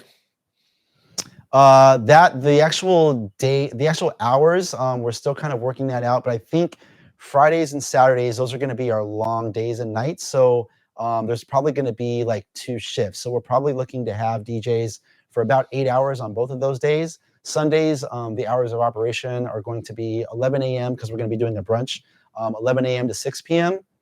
So probably split that up between 2 DJs. And then Wednesdays and Thursdays, we've talked about a couple of different ideas, nothing final just yet, but those are the nights we're kind of looking to do something different. So one idea that we talked about, again, this is just a kind of tentative, but a working idea, we called it Wax Wednesday. So not necessarily maybe a DJ set, but this was going to be something where, again, because Wednesdays and Thursdays are pretty much like slower nights, like anywhere. Mondays, Tuesdays, and Wednesdays are slower most anywhere. But on Wednesdays, we were thinking that, you know, I would bring in a crate of, or a couple boxes of 45s, and it would be like anyone that comes in, you know, dines with us, any of our guests, instead of having like a jukebox, they could walk up at any point, like during their meal, before, or after, whenever, and they could kind of like browse through our 45s. Instead of like, you know, it'd be like choosing a record in a jukebox. You just pull the record out, you know, and just kind of leave it like, this is my record. And then, you know what I mean? At some point they get to hear the record. So not necessarily DJing so much, but just kind of letting our guests like kind of be a part of that whole experience. You know what I mean? Like letting them kind of have a moment of being a selector, if you will. So, so like stuff like that. You could do a, you know, I think what would be cool too is if I don't know how close the chefs are going to work with you after you've been open, but like if every Wednesday you had like a featured pizza and then there was a whole album that paired with the pizza. So no, that's a great idea. So yeah, like, I mean, we're looking to bring in music and DJ culture like into every like aspect of the restaurant. So decor obviously is going to be a lot of music, memorabilia. I'm really excited for the place to get finished. You know, if it's anything like we talked about or envisioned, it's going to be a really cool spot just to kind of like hang and just, you know, just check out like just different like memorabilia and whatnot from the decades past. But one of the things that we talked about was like the actual menu, right? So like our pepperoni pizza, we're calling it the notorious PIG instead of like pepperoni pig, get it? Like pork, so stuff like that. You know what I mean? We're trying to have fun with it and just, you know, do something a little different and just again, celebrate music and do it that way. I love it. And I know you guys also have a Beat Junkies beer. I don't know if that was a short-lived or if it's still around. No, we do. Yeah, we so we released it's the second edition. It's called the Shore Shot. So we collaborated with shout out to Beer Tape. So Beer Tape is a company that what they do is they connect hip hop artists with breweries in and around you know, Southern California. So they've done collaborations with other hip hop artists, other DJ crews. So during the pandemic, we connected with them and they approached us with the idea of making our own Beat Junkies craft beer. So the first release, we collaborated with the brewery, Aero Lodge Brewing Company out here in Covina, California. And that beer was a double West Coast IPA, 8%. And so we did a whole release event for it. Yeah, it was a free event. We, you know, obviously sold the beer. They had it on tap. And then we sold cans to go. We had some, you know, Shore Shot merch. And that was great. I feel like that was a really special day for the crew because, again, this is February of 2021. So this is coming kind of out of the pandemic. And this was the first time that people were starting to kind of go outside. And this was the first time in a long time that my entire crew had kind of like been on stage together. So I feel like that kind of excited people. And, you know, so we brought out, you know, friends and fans of the Beat Junkies, but then we also brought out this whole community of beer enthusiasts that were like coming just to check out this new beer that their local brewery was releasing. And to everyone's like pleasant surprise, like the brewery, shout out to Aero Lodge, they killed it. Like the beer came out amazing. Like we made a bunch of new like friends and fans, and like really I feel like kind of earned like the respect of like the beer community that day, because the beer just came out so good. So that was a fantastic event. And then recently, in celebration of 50 years of hip hop, we re-released the Sure Shot, but we kind of repackaged it and we re-released it as a hazy IPA. So this one's a hazy. If you guys are into craft beers, or for anybody that's not, so you know what's up with a hazy. But hazies, for anyone that's not into craft beer, these are they tend to be kind of like a little lighter, brighter, crispier, and they have a hint of citrus, little citrus kick to them. So they're a lot smoother than your traditional kind of IPA or lager, which makes it a little more palatable. I feel like for people that aren't necessarily into IPAs, and this one's is actually a 7% compared to the last one that was 8. But this one we worked with another brewery in downtown Los Angeles, Boomtown Brewery, and repackaged it, kind of reimagined the label. I have some here, but I would have to step into the other room to show you guys. But we did, anyhow, we released this beer, and then we did an event out here in Garden Grove at the Garden Grove Amphitheater in celebration of 50 years of hip hop. So we did like a 50 years of hip hop jump off, and then we sold the beer at the event. And another, like, you know what I mean? Knock on wood, that was another big day for the crew. And people really love the beer. So I still have a few if you guys want to try it. Got a few. Can you buy one on your website? No. So this is part of the thing that I've learned with when you're selling alcohol, you have to be licensed to sell alcohol. So so we were working the first time around, we worked with this website, craftbeerkings.com, I think was the name. So people were able to buy the Double West Coast, the first release, the Sure Shot, through their website. But it was really expensive. It was like, I think the beer for a 4-pack was like $20, but then by the time like it gets packaged, shipped, like people were paying like upwards of like $50-$55 to like get it. So I was like, oh, this is crazy, let's not do that, like, because we don't want to come across as like us like gouging like our fans, or we've never really like got down like that. Right. So we opted not to do that this time around. But because we're not licensed to sell beer, like we can't sell it on our website, so people would have to order it from the brewery. But I don't think that they're shipping this one. I would have to check with the brewery and with Beer Tape, because for this one, because we were doing it just for the 50 years of hip hop party that we threw, we did a relatively small batch. So we still have some left, but we sold the majority of it at the event. But I could definitely talk to the fellas and see how because people do ask, like, how can we get it? And like, sorry, I can't send it to you. You know what I mean? Like, take a bus or catch a plane. Will it be at the pizza spot? Yes, it will be. We'll have it on tap out there. Okay, that's awesome. Yeah, all right, that's really cool. That's dope. Definitely. So that's the Beat Junkie Sure Shot. So yeah, shout out to Aero Lodge and to Boomtown Brewery out here in Cali. I wanted to say, since we're still on social media, you just mentioned the 50 years of hip hop, and I see that on your YouTube. You're doing quite a lot of those. And are you recording these on Twitch and then posting them on YouTube, or are you recording them just for YouTube to have kind of like that mixed up style people can put on, just listen? Yes. No, you just hit it on the head. So those are that was a series I started, again, just kind of in celebration of the 50 years. I recorded 3 episodes, and those are exclusive to my YouTube channel. And that's just me, just DJing. But I made those again in celebration of 50 years of hip hop, and I made those mixes for people. More, I mean, if you want, you can watch, you know what I mean? I don't know if you want to watch me DJ, but those are mixes for people just to kind of listen to, you know what I mean? Like where you're around the house cleaning up, or you're having friends over, or you're driving in the car, you're looking for a hip hop mix to listen to. So it's no talking, no mic, it's just music, you know what I mean? Mixed, my style. And they're anywhere from 40 minutes to like 1 hour in length. And it's anything and everything hip hop. So, everything from the golden era, which when I say golden era, I'm talking about 80s hip hop, all the way through, the late 90s, early 2000s, anything and everything as far as like related samples, I'll weave those in sometimes. But yeah, that's on my YouTube channel for anyone that wants to check those out. How do you keep YouTube from killing you with those, taking them down? Yeah, I know YouTube is, I started my YouTube channel in 2014, I want to say. And I was doing like, I had a handful of like quick mixes, like, 20-minute mixes. I would do some vinyl mixes.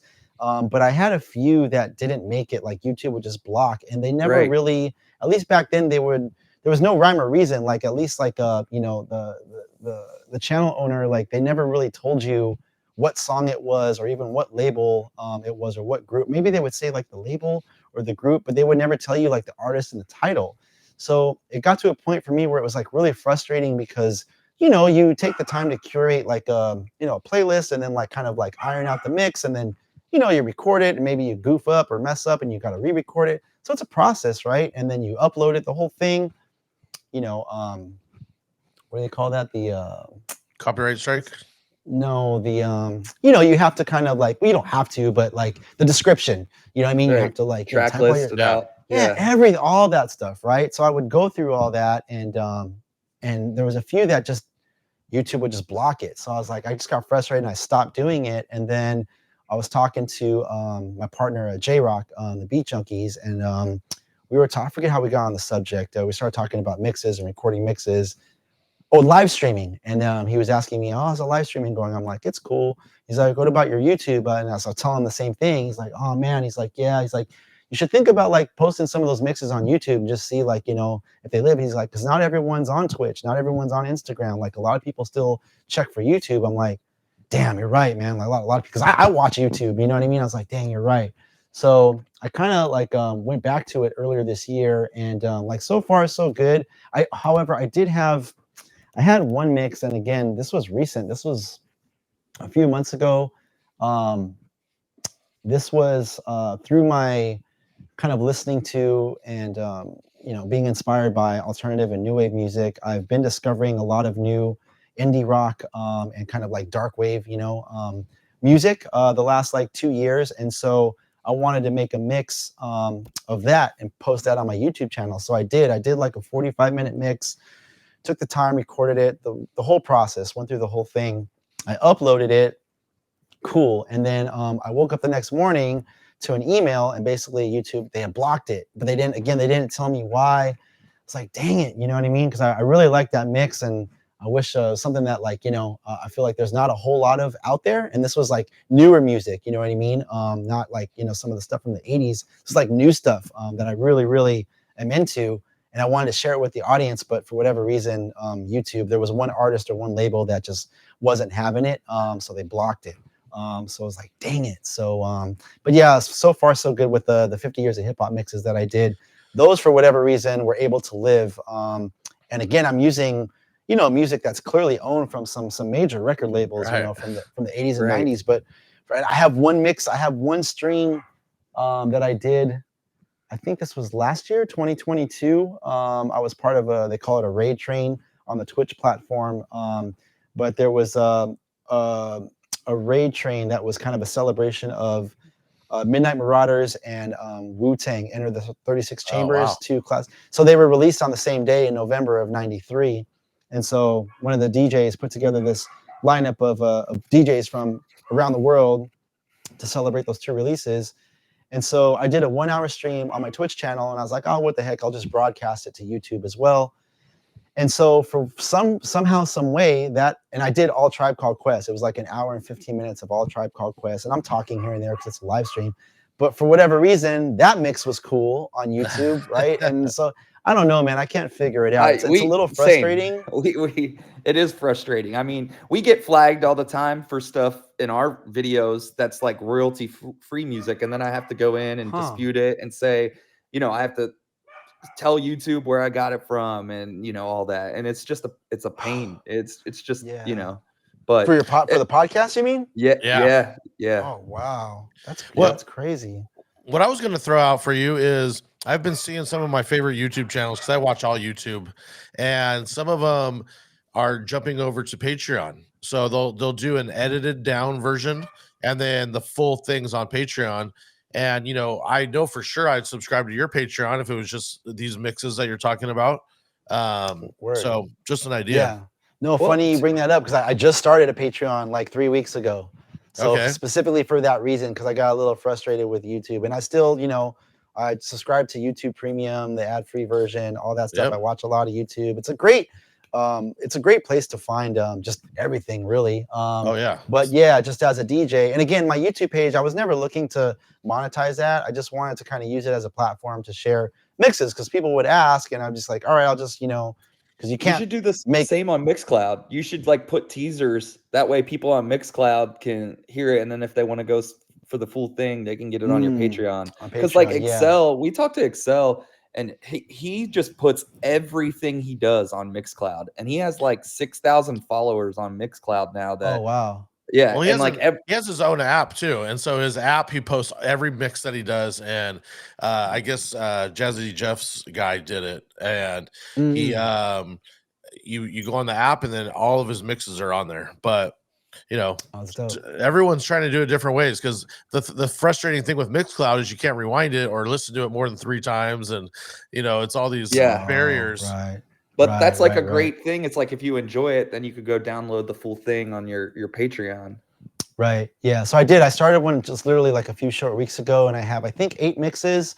And again, it's just kind of all the genres that we talked about. So I have obviously some hip hop mixes. That dark wave mix that I put on YouTube that got blocked, that's on my Patreon channel, and that's a video. That's an actual video. But again, it's not me talking. It's just the music. That's like a 45-minute mix. That's up there.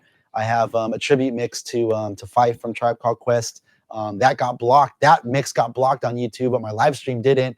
Weird. But my tribute to Fife Dog mix is on there. I've got a handful of other just exclusive content on there. And I actually recently digitized one of my mixes from my radio days from 92.3 The Beat. That dope. Was from 98. So I digitized that. That's like a 30-minute set. So that's on my Patreon channel. So and I'm gonna be uploading stuff and recording stuff that's gonna be exclusive. And I'm only asking $5 a month, you know what I mean? So and that's just like I said, more of a place for people that are looking for mixes or just stuff to listen to from me. Like that's where you can find it right there. So I think that's awesome.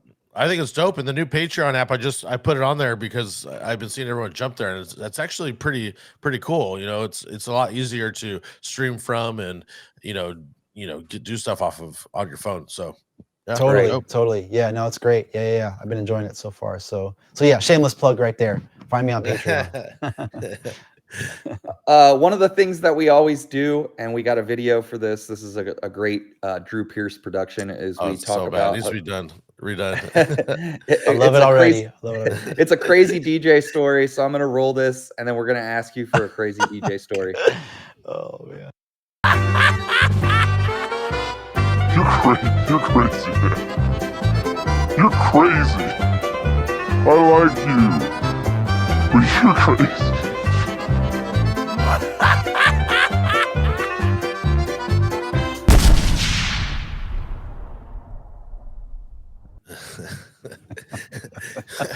You guys need more of those, man. Those we change them every episode, but there's we have Kermit, we have Arnold Schwarzenegger, we have so many random ass ones. That's dope. We'll have to show you one afterwards. If you have a funny or a crazy DJ story, and then we had a call in for a request of a story after when you have. Sure. Oh my God, I have so many. Okay, all right. So I think I mentioned this record earlier, right? The Far Side Passing Me By. So when did that come out? You guys happen to know what year that was? I want to say it was 94, 95. All right, let's check. Hold on. You can always pull out the record, right? And find out. 1993? 93, you're right. Oh, jeez. 93. Okay, so the year this record came out, so I was 93. I was probably like, 19 years old, 19 going on 20 or 20. So I was working my first job, which was miserable. The very first job I got, I grew up in a suburb called Cerritos, which is out here in Southern California, in LA County, but kind of like on the border of LA and Orange County, right in the heart of SoCal. So there's this business called MSI International, and they would hire all these like young kids. And what we would do, we would go in, they would hand us a stack of papers, and we would literally cold call people's residences, not selling anything, but asking them if they had time or a few quick minutes for a survey, right? So you get a couple people every now and again that would, be, happy to, talk to you. You would get cussed out, you would get hung up on. So it's like the worst job ever, right? So again, these are, I'm working in an office and we all had cubicles. So I'm working with a bunch of other teenagers. So I was working with, other kids from my surrounding areas, Norwalk, Bellflower, Lakewood. And then there was a guy that came over from Whittier. And this guy walks into the office one day. He was a new employee, right? And this guy walks into the office with a hat that says DJ Richie Rich, right? And the rich was spelled with a $sign. And underneath it says, "We'll battle for money." I'm like, who's this guy, right? Like, he walks into like, what? And so whatever. So we start talking. And so he's got a crew from Whittier. And so, we ended up becoming friends and stuff. And so like he would come to my crib and practice. And then like I'd go out their way and like do some of their gigs with them, house parties, garage parties, etc. So there was this record store in his area that I used to go to once in a while called Fast Lane Records. I don't know if it's around anymore, but again, this is in the early 90s. So DJ Richie Rich comes into work one day and he's like, did you hear about the battle? I'm like, nah, what battle? And I had never been in a DJ competition before. He's like, Fast Lane Records, they're having a DJ battle. And he's like, first prize is like, $100. You get like a pack of records. And then you get to DJ at this club, the Variety Arts Center in downtown LA. You get like a 30-minute DJ set. I'm like, all right, when is it? And so he's like, yeah, you should enter. So, all right, talks me into entering. So I practice for this battle. And the reason I bring this record up is because this was one of the songs. Wait, no. I didn't use it in the battle. So I end up winning this battle, right? Yeah. I end up winning this battle. And, so I get my $100 and I'm all stoked. And so like, yeah, so you're going to come down to Variety Arts Center and you're going to DJ 30-minute DJ sets, part of your prize package. You know what I mean? We're going to introduce you. We're going to bring you out. I'm like, cool. You know what I mean? I had no idea. I'd never been in the Variety Arts Center, never been to a nightclub. Again, I'm 20 years old. The clubs I was doing, they were small. They were more like I said, kind of hip hop. So to give you guys some context, like to win this DJ battle, I used, I remember playing Onyx, Throw Your Guns in the Air. I had like, I think a Nubian Crackers record, like break beats. And then I had did some scratching, like whatever, like an 8-minute DJ set, right? I ended up winning. And so comes time to the nightclub, right? Like the big payoff, like my big chance, right?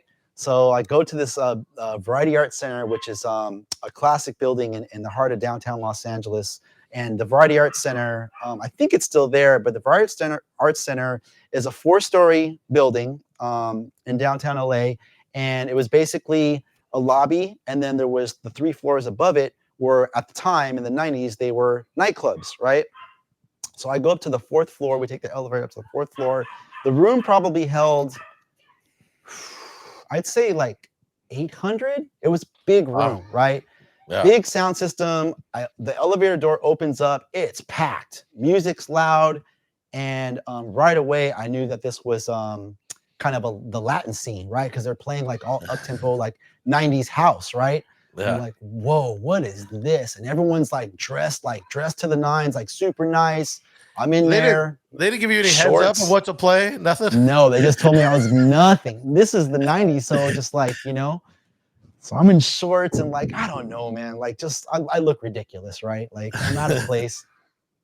They walked me up to the DJ booth, and the DJ booth at the time was in the back of the room and over on this kind of balcony riser that overlooked the entire room, right? So I walk upstairs, I have my bag of records, and I set my records down, and I'm looking, and I'm just like, wow, this is crazy, right? And so like, hey, man, you ready, kid? I'm like, okay. Get on the mic, they introduce me.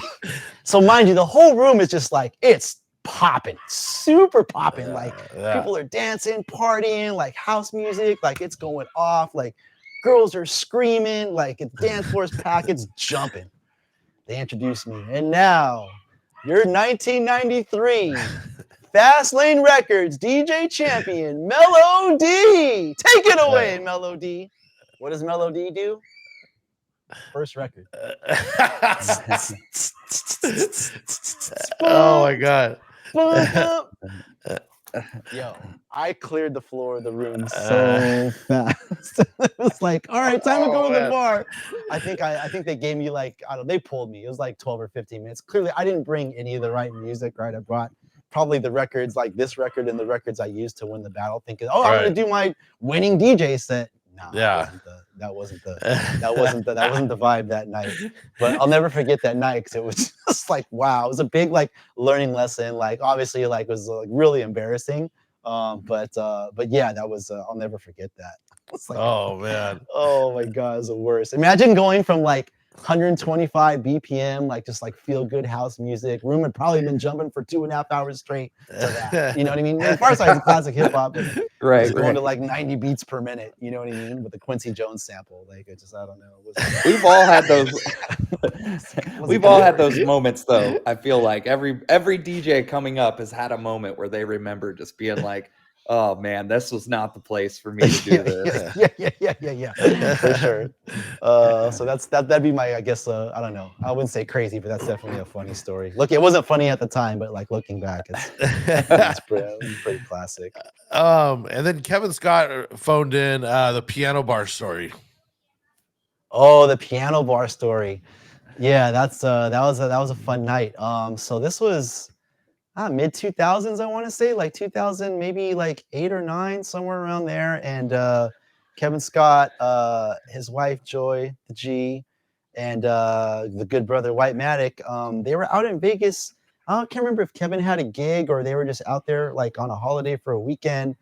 I had a night off, and so we decided to like go out and do something. Like I think we went and grabbed dinner, and then after that we were looking for something to do, and we were at the Venetian, and we were like, do we want to go to a club? Like, and we were all kind of like, nah, like we were at the club last night, like, you know what I mean? I don't know, what do you guys want to do? I don't know, what do you want to do? Like, should we go over here? So we're walking through the Venetian trying to figure out what we wanted to do.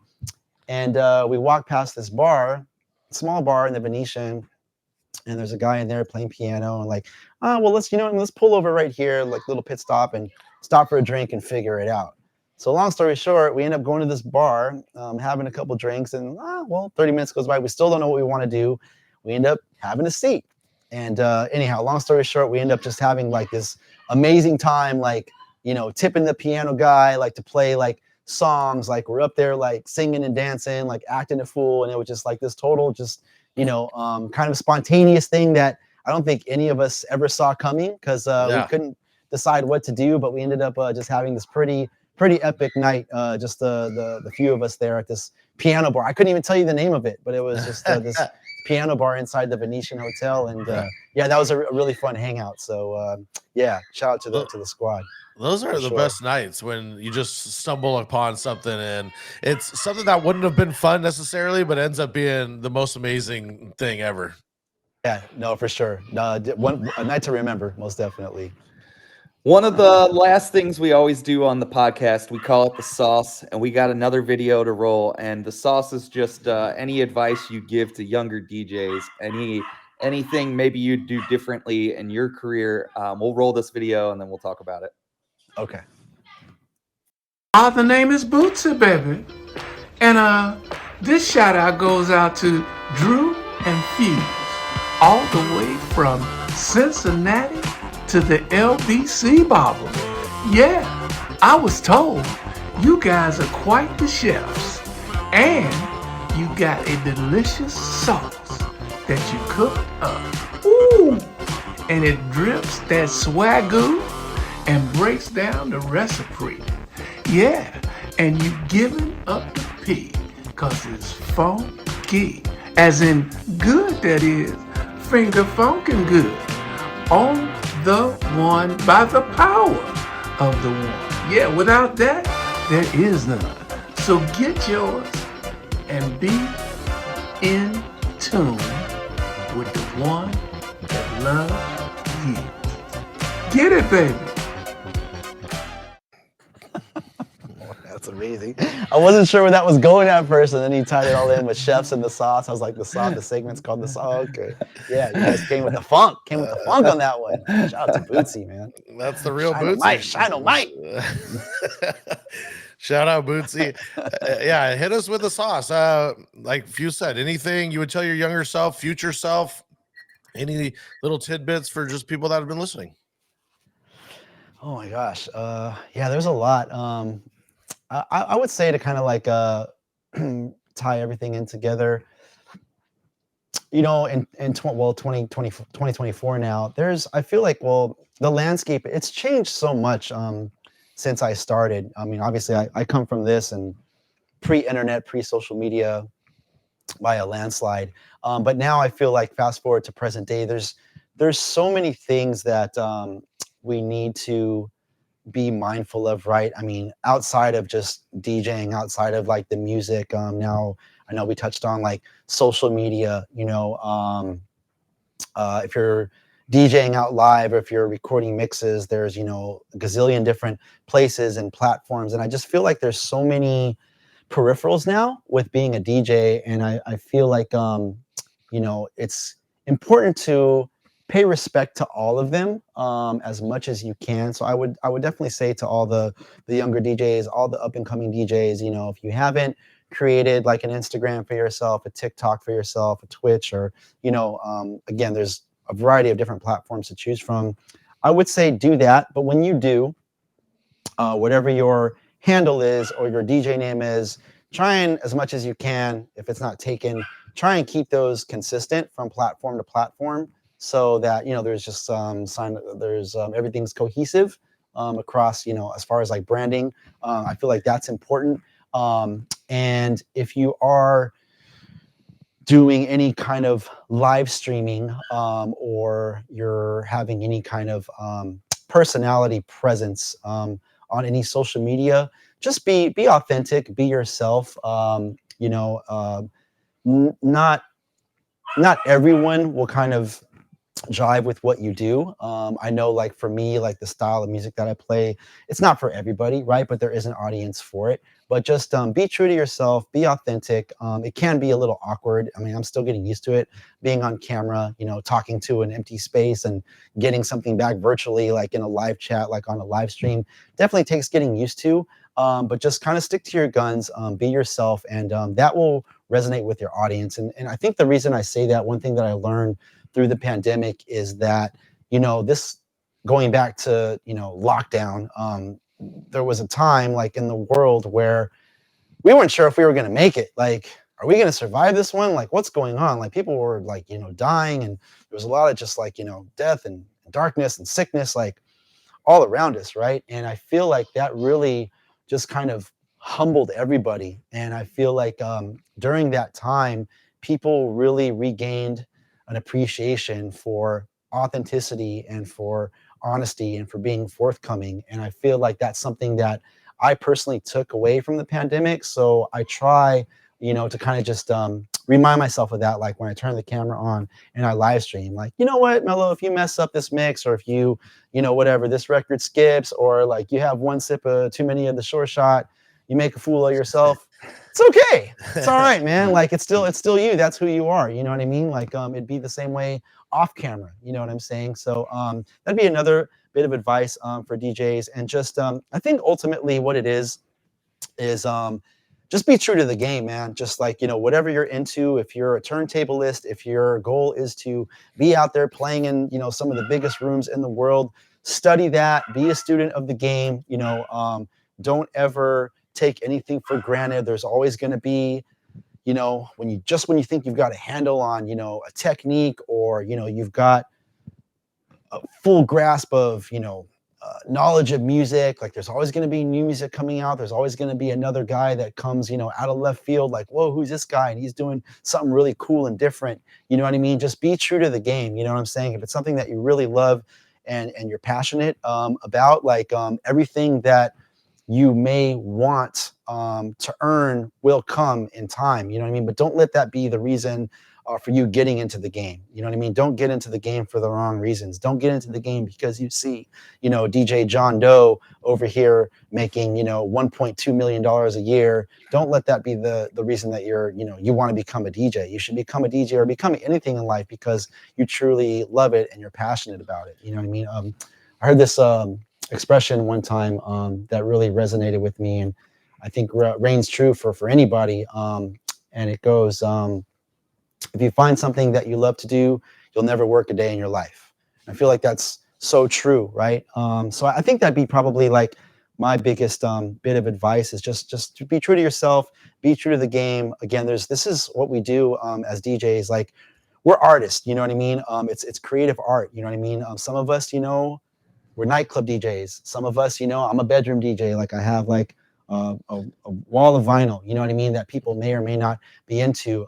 Other people, there's guys out there that play instrumental music, you know what I mean? There's guys out there that play foreign psych rock music, you know what I'm saying? I'm saying all this to say that there's no right or wrong, because it's art, you know what I mean? So as an artist, you know what I mean? Like, you definitely want to be mindful of putting your art out to the world. So my approach, and not that this is, right or wrong, but my personal approach has always been, you know what I mean? If I'm recording a mix for my Patreon channel, if I'm recording a mix for my YouTube channel, and I have all the opportunity, all the time in the world to get it as close to perfect, or at least if it's not going to be perfect, to a level that I personally feel good about, I would say be mindful of that too, because you're going to be judged when you put your art out there. So make sure that, if you're going for that kind of raw, like that one take Jake kind of feel, and that's kind of like your style,